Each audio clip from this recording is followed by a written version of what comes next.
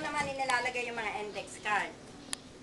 Para sa ganon ay nakalagay sa isang kahon para madaling hanapin siya.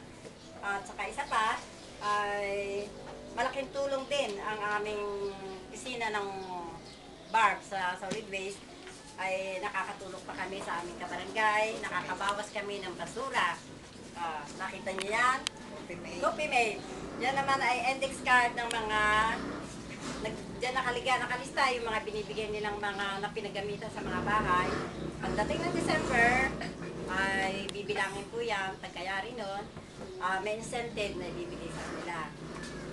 Ito po naman mga bag na ito ay kung saan na kami nakarating. Sa mga SM, nag-display po dyan,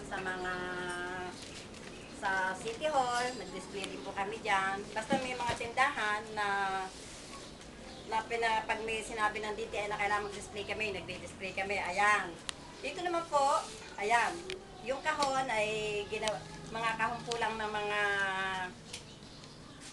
pinaglalagyan ng mga kwan po ito, mga ano pong tawag doon? Sa grocery. Ngayon, ginawang ganito para paglagyan naman ng mga record book. Yan. Folder, mga envelope, yan po nakalagay.